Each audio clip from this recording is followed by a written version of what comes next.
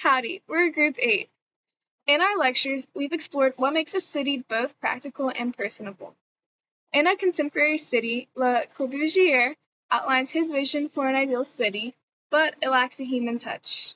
In contrast, Kate Peters' new urbanism concepts aims to create practical neighborhoods that prioritize the well-being of their residents.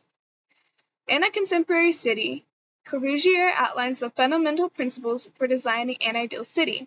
For instance, he describes a street as an organism because of the interconnected utilities such as gas, water, and electricity. He also details an efficient traffic system with 3 levels of roads.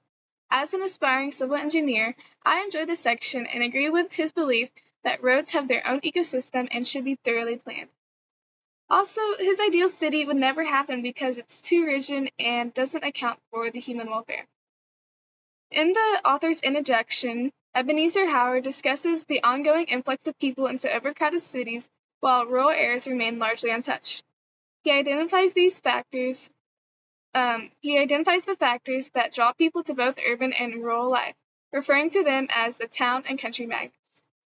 In Town Country Magnet, Howard strives to combine the beauty of the country with the economy of a town. I live in West Texas, which I would consider to be a town country magnet. We live on the outskirts of town, which offer the beauty of rural life with farmland surrounding us, yet we're only a 20-minute drive from Waco, allowing us to enjoy the best of both worlds. Howdy, my name is Nathan Walker, and I'm going to talk about Frank Lloyd Wright's Broadacre City, a new community plan 1935. Presents a vision for decentralized urban development, challenging traditional urban planning models. Wright's concept proposes a spread-out, low-density community where each family has an acre of land, integrating transportation, agriculture, and industry within a self-sufficient environment.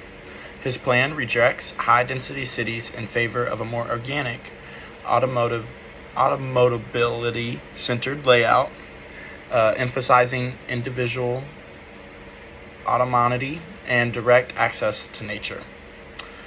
For my selected material, I'm going to talk about Frank Lloyd Wright's Broadacre City, but its relevance to urban planning. So it decentralized in land use. Wright's model moves away from centralized urban cores, promoting a more dispersed settlement pattern. Transportation integration. The plan prioritizes automobile cars and highways over traditional pedestrian-centered designs. Self-sufficiency in mixed-use spaces. So Broadacre City includes agriculture, industry, and housing within a single framework, supporting self-sustaining communities. While innovative, the plan has been criticized for its efficiency in land use and excessive reliance on personal vehicles, though it influenced suburban development patterns. Thank you. While reading The New Urbanism by Katz, it has reinforced the notions of what an ideal neighborhood is and should be. According to the 1929 New York Regional Plan, the neighborhood unit was identified by Leon Creer. They possess a strong mix of dwellings, workplaces, shops, civic buildings, and parks. The physical design aspects of an ideal neighborhood can be identified as a neighborhood having a center and edge, having an optimal size of a quarter mile from center to edge, mixed in its inclusion of usable spaces, structures that are harmonious and allow traffic to flow, and prioritizes public spaces and places civic buildings in the most ideal locations. And the TED Talk Community is Key by Sara Meacle. She talks about how community is so important to one's health and protection. She tells several stories about how the community has affected her personally and what they did for her in the face of a stressful time. The Aggie community here reminds me of my commitment to myself and others.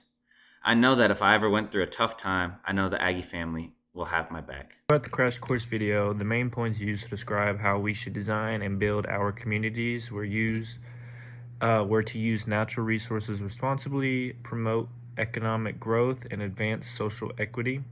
While these are examples of how we should be living, there are many challenges that pose problems with implementing these ideals. For example, pressure is a common phenomenon seen throughout cities across the globe from their vast population, which imposes on water resources and producing large amounts of waste and pollution.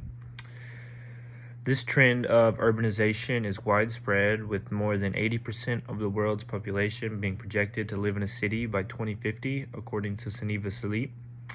This comes from the accessibility of education, healthcare, and job opportunities.